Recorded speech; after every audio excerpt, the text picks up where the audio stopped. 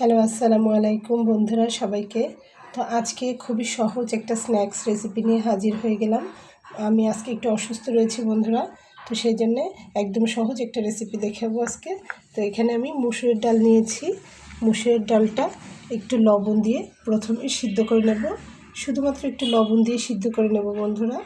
তো চলুন করে নেওয়া যাক বন্ধুরা। এই যে এখানে আমি মুসুরের ডালটা শুধুমাত্র লবণ দিয়ে সিদ্ধ করে নিয়েছি, আর আমি এখানে আমার যতটুকু প্রয়োজন ততটাই নিয়ে নিয়েছি দেখুন।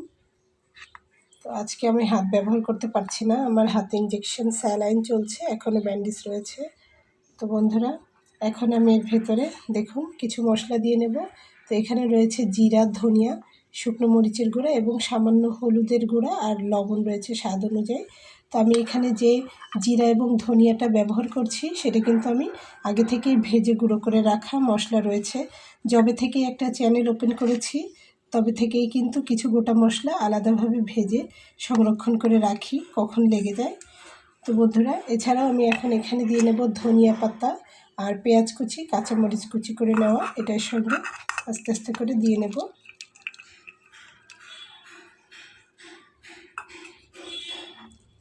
তারপর এটাকে খুব ভালোভাবে মাখিয়ে নিতে হবে। তো অনেকে হয়তো ভাবছে অসুস্থ তারপরে ভিডিও করছে, আসলে এটা তো একটা কাজ। আমি যে অসুস্থ সেটা তো আমার ইউটিউব জানবে না। তো আমার চ্যানেলটা এমনিতেই দুরবস্থা, এখনও খুব ভালো করছে না। তো সেই জন্যে যত অসুস্থতাই থাক না কেন চেষ্টা করি। তো বন্ধুরা তোমরাও আমাকে একটু সাপোর্ট করবা, সুন্দর সুন্দর কমেন্টস করবা, লাইক শেয়ার করবা, ভালো লাগবে। তো ডালটাকে খুব ভালো করে একটু এভাবে মাখিয়ে নিতে হবে। এরকম মাখাতে মাখাতেই দেখতে পাবা খুব সুন্দর একটা গন্ধ বের হবে, কারণ ভাজা মশলার একটা আলাদা ঘ্রাণ রয়েছে, সেটা সবসময়।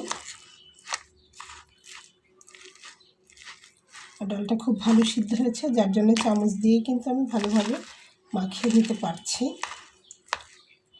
তো আজকের রেসিপিটি হচ্ছে মুসুর ডালের পরোটা।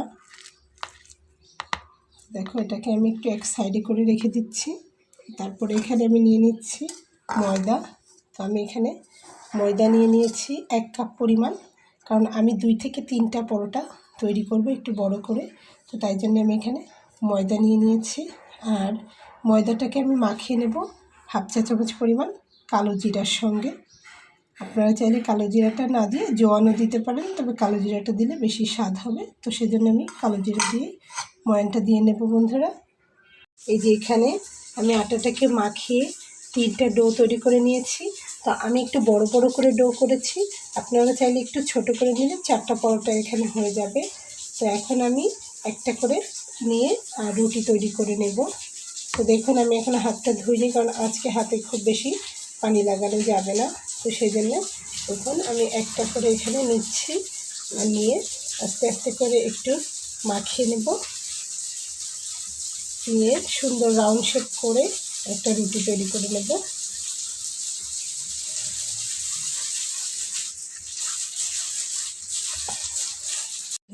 এরকম সাইজের একটা রুটি আমি তৈরি করে নিয়েছি।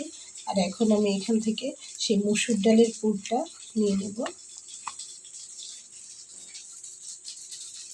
দিয়ে আমি খুব ভালোভাবে এর মাঝখানে বসিয়ে দেব।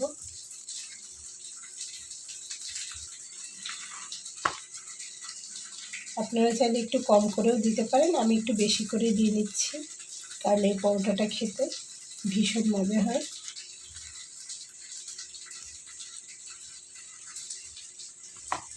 দিয়ে নিয়েছি, এখন আমি এটাকে ফোল্ড করে নেব।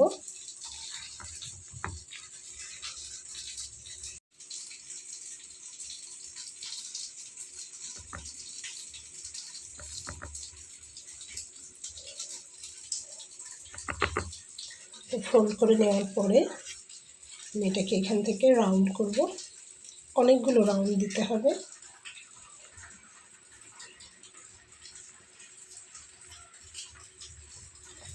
ঠিক এইভাবে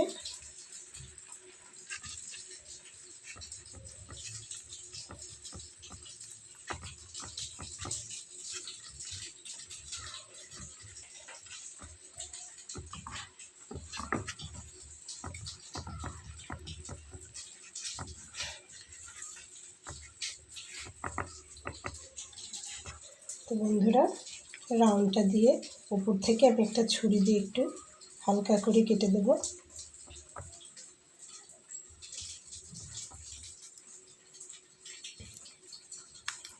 তো এই কেটে দিতে হবে, ভেতরে যাতে কোনো বাতাস না থাকে সেজন্য এটা কেটে দিতে হবে। দিয়ে তারপর এটাকে আমি হালকা হাতে বেলে নেব। বন্ধুরা দেখুন, আমার আলতো হাতে বেলে নেওয়া হয়ে গেছে। তো এই স্ন্যাক্সটি এরকমই ফেটে যাবে, পুরটা বেরিয়ে আসবে। এটাই এই স্ন্যাক্সের মূল রহস্য। এটা খুব খেতে মজার হয়। তো চলুন এগুলোকে এখন আমি ভেজে নেব।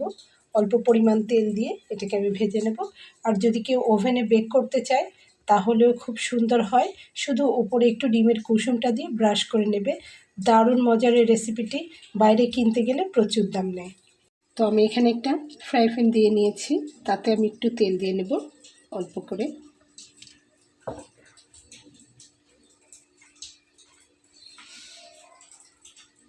অল্প করে তেল দিয়ে তেলটা চারপাশে আমি একটু ঘুরিয়ে নিলাম।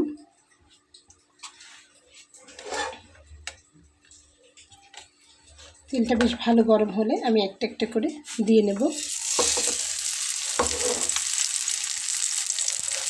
তো বন্ধুরা, এই স্ন্যাক্স রেসিপিটি কিন্তু স্কুলের পাশে সাধারণত বিক্রি করে, ধাবা টাইপ হোটেল যেগুলো হয় সেখানে।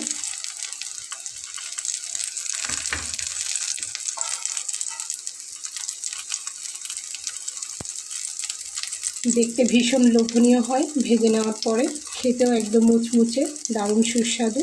তো আশা করছি আপনাদের ভালো লাগবে।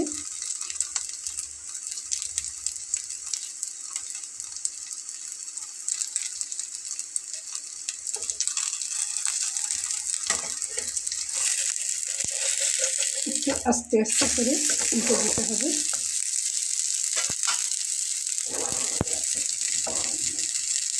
আমি এখানে অল্প পরিমাণ তেলে ব্যবহার করছি। সবথেকে ভালো দেখা যায় বেক করে নিলে বন্ধুরা।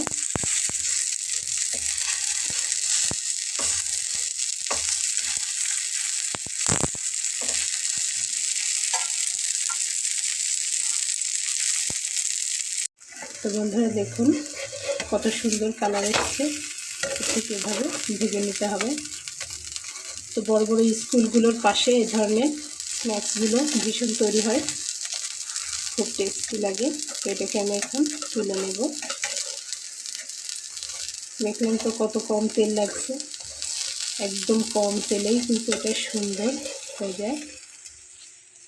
তো এই যে আমি এখানে একটা প্লেট নিয়ে নিয়েছি, দেখুন একদম ধাবা স্টাইলে। এখন আমি আরও একটি দিয়ে নেব।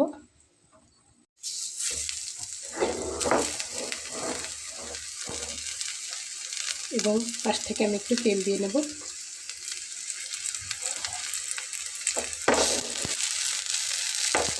আর চুলার আঁচটাকে একটু কমিয়ে দেবো, কারণ এখন প্যানটা অনেক গরম হয়ে গেছে।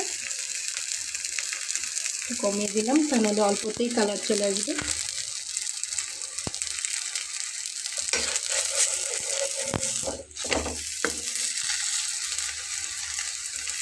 তো বন্ধুরা, আমার দ্বিতীয়টিও হয়ে গেছে, আমি তুলে নিচ্ছি।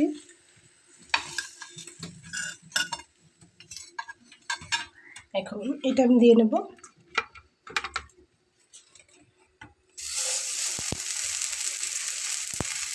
তো বন্ধুরা, এই যে আমার 3 নাম্বারটাও হয়ে গেল। আমি চুলাটাকে এখন বন্ধ করে দেব।